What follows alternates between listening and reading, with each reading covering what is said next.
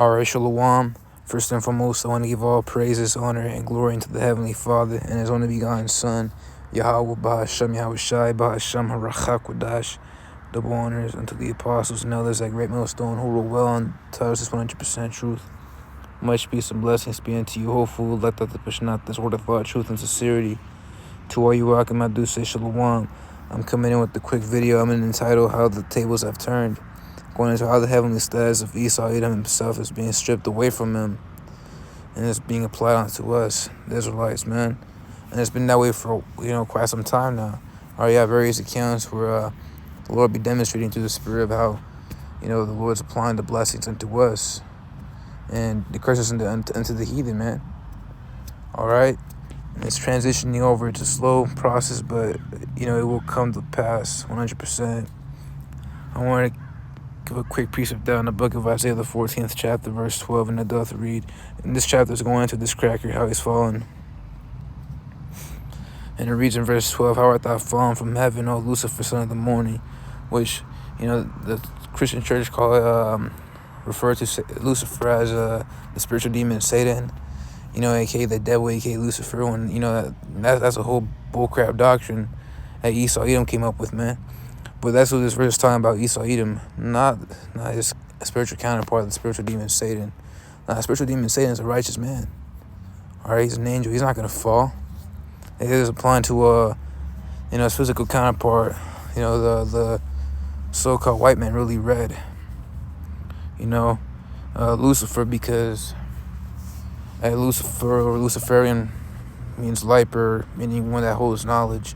And that is even in the scriptures. Yahweh Shai, was known as that light. And he even called his men the light, all right, in the darkness, right? Because we have the knowledge to edify the sheep. Yahweh Shai said, feed my sheep, and therefore we're doing that, right? So, but Esau is also a light bearer. But on the left-hand side, he bears all these wicked philosophies, all these vain ideologies, all these bad ways of thinking, man. You see how Jake is fucked up in the brain and the head? Yeah, thank Esau for that, man. So how art thou fallen from heaven, O Lucifer, son of the morning? Really, how art thou fallen from heaven, Esau, Edom? How art thou cut down to the ground, which this wicked nations? Yeah, because you are at the tippity top, and for a long while you've been, held the grasp over the nations. You were known as a chief nation, a chief mountain amongst all nations, if I'm not mistaken. That was in Jeremiah, the 37th chapter, if I'm not mistaken. But as you see now, a lot of these nations hate you. You go to a different country in America, and even you look at I forget what website it was called, but like the Travel Advisory Board or whatever it's called, it goes into, can we as Americans travel to so-and-so country? And the answer is no to specific countries, all right, because they really hate tourists, but they really hate Americans most. All right, there's always a joke in films.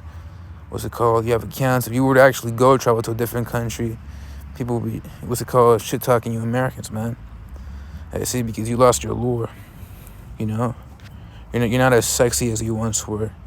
You're old hag, used up, washed up. You were the community bicycle, but you lost your glamour. That's what America is, basically. A place that's lost its glamour.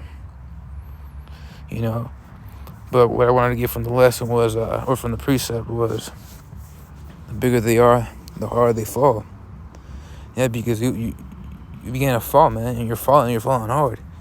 You're trying so hard to, catch onto the ledge, but your nails are chipping down, You're sliding off into the abyss, into that ditch. And that ditch is going to lead into you in a captivity very soon.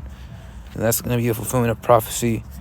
You now are changed. So all you rich people out there, all the royal family, and you so-called presidents and senators and politicians, and all you congressmen, all you chief representatives, all you spokespersons, all you prime ministers, all you heathen in power will be in our chains, man. Predominantly you, the Edomites. All right. So I wanted to get the book of 1 Samuel, the 2nd chapter, because it's all fulfillment of prophecy, man. If you hate what I speak, then you hate the Father. Right, and this is applying to you, Jake, man, because we all know you crackers don't give a shit. We all know you crackers don't believe in the power. And that goes into Psalms the 14th chapter, the fool said in his heart that there is no power, right? Hey, because you want to be that power. You try so hard to be that power, but you can't. You know, see, this is why you're a loser. You're a loser. Someone who loses, you will lose again. You lost the blessings and you won't get it back. Motherfucker. Excuse my French for that.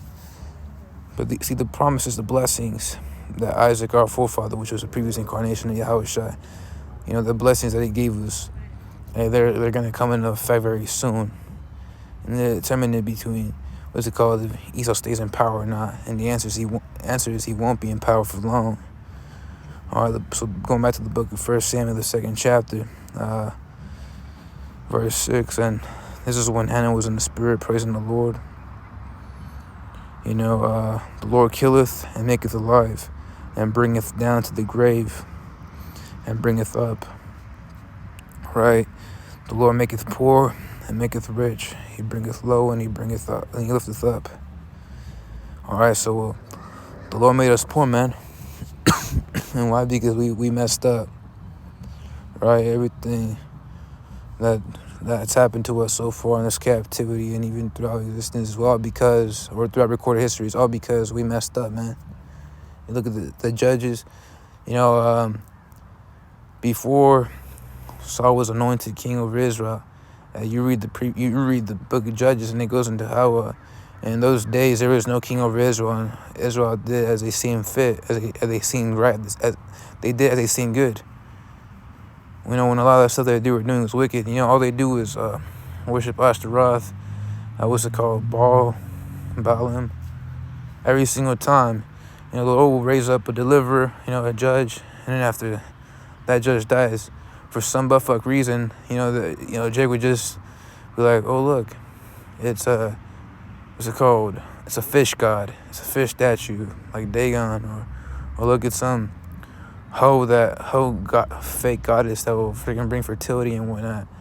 Let's worship. No, y'all fucking, excuse my French, but y'all are insane, man. That's exactly what they did. You know, so that's why the Lord always punishes us. He always put us in captivity, under oppression. You know, that's why we're in this place in the first place. But very soon, the Lord's going to take us out of that, all the curses and that poverty, and set us up in Esau's stead. You know, with the title, the status of heaven. We're going to receive that heavenly status. We're going to receive that godly status, man. Esau's tried so hard to become a god. Now we're going to become a god. But first, we got to, wait for all these prophecies to come down to play. So the Lord maketh poor and maketh rich. So he's going to make us rich, man. Maketh rich. Right? We're going to have riches, fame. Not cars. We're going to have chariots instead. You know? Hey, I'll even have the finer wagon than you. I best believe you're going to see, me riding a wagon. In the back of the wagon, you're going to have a cage full of, crackers. You know, I'm going to have the finest of riches, chariots, garments, the finest wagon, the finest lash, the finest horse, the finest of animals, the finest of materials in my homes. Instead of having some, drywall, simple drywall. All right, now I'm going to have some long-lasting, tough stuff. I'm going to have that fame, that power, literal power, spiritual power, and influence and authority, because I'll be ruling. I'm going to have the women. I'm going to have all that stuff. So the same things that you had, I'm going to have, but more, but double, 100-fold. All right? So, he bringeth low and lifteth up. The Lord's about to bring you low, cracker man. You know, you're already losing. You're already failing. You know, you're already getting weak and old. He raiseth the poor up out of the dust, and lifteth up the beggar from the dunghill, to set them among princes, and to make them inherit the throne of glory. For the pillars of the earth are the Lord's, and he hath set the world upon them. Yeah, the scriptures go into how the earth is in the hand of the Lord. If I'm mistaken, that was in the book of Sirach. Turns out it's actually pronounced Sirach. Speaking of which, I'm going to bring that book out. And it is 7:44 p.m. So call Halal Yamla Yahweh Ba'ashem Yahushai for that. See, that is a sign as well. Alright, speak of the devil. Sirach, the 10th chapter, verse 4. The power of the earth is in the hand of the Lord, and in due time he will set over it one that is profitable. Yeah, and this chapter goes into how Esau's a freaking bad example at everything. His whole existence is a bad example. He is a bad example. And how the Lord will set us up, man. But I want to jump down to verse, what's the code? 7. Pride is hateful before Yahweh and man, and by both doth one commit iniquity. And the scriptures go into how pride cometh before destruction. And that's what this Esau promotes. That's what he's all about. He embodies the definition and the word of pride. He claims, what's it called? No, he's self-centered. He prides himself in his own achievements. All right? Because of unrighteous dealings, injuries, and riches got by deceit. You look at how this cracker man, be judging. And you get people out here getting, life sentences for like the most simplest of things. Instead of basing it off how the Lord would intend it to be. He got this place with the manifest destiny, stealing a lot of this shit. That's why you got like 300-something broken treaties with Gad. All right, he would round our people up and get the Trail of Tears and whatnot. All those unrighteous dealings, man, and injuries. And just got by this sea as well. The kingdom is translated from one people to another. All right, that one is referring to Esau, that one people, and that another is talking about us. Because you Moab ain't got next. Neither you Ammon, neither you Elam, neither you Ham.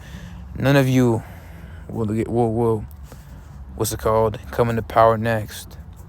The number one and only super global power that will come into play very soon will be the Israelite kingdom. The hell with all your worthless, wicked, stupid, useless, vain, demonic, wicked countries. That's why we always say death to Babylon, man.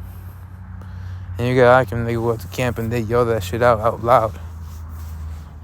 Because that is of the Lord. And we get in the spirit when we start yelling, start cranking it up. So I just want to do a quick video on that, how the tables will turn. The Lord stripping you crackers away and will put us in a play, man. And that's all that we hope for, right? Again, verse 4, and in due time he will set over it one that is profitable. Right, in the hand of power is the prosperity of man, and upon a person of the scribe shall he lay his honor. Lastly, is what I meant. Ultimately, Yahushai. Yahushai is the ultimate one, man. Hey, there's a rank, right? There's a ranking that's going to be in place. But it will be ruled by all Israel. But yeah, I just want to do a quick video on that. Lord, we will defined to the next one I do. Say shalom.